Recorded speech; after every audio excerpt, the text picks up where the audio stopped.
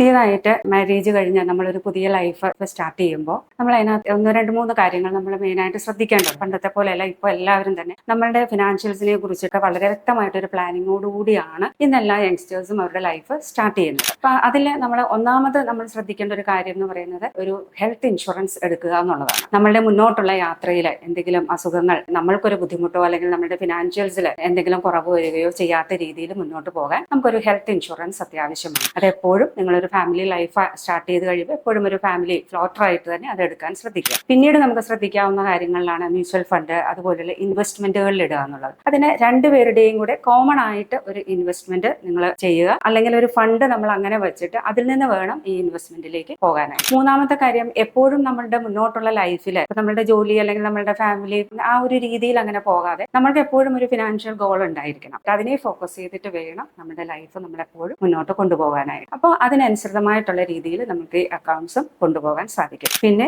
Personal ആയിട്ടുള്ള ആവശ്യങ്ങൾക്ക് separate ആയിട്ട് തന്നെ നമ്മൾ ഈ അക്കൗണ്ട്സ് കീപ്പ് ചെയ്യുക. ഇങ്ങനെ ബേസിക് ആയിട്ടുള്ള 1-2 കാര്യങ്ങൾ നമ്മൾ എപ്പോഴും ശ്രദ്ധിച്ച് സ്റ്റാർട്ട് ചെയ്യുകയാണ് എങ്കിൽ എല്ലാ ബിഗിനേഴ്സിനും തന്നെ നമ്മുടെ ഫാമിലി അല്ലെങ്കിൽ വളരെ ഹെൽത്തി ആയിട്ടും വളരെ ഫിനാൻഷ്യലി വളരെ നല്ല രീതിയിലും നമുക്ക് മുന്നോട്ട് കൊണ്ടുപോകാനായിട്ട് സാധിക്കും. ആരോഗ്യവും അതോടൊപ്പം തന്നെ സാമ്പത്തികവും ഒന്നിച്ചു പോകുമ്പോഴാണ് ഏതൊരു കുടുംബവും അതിൻ്റെതായ പൂർണ്ണതയിലേക്ക് എത്തുന്നത്.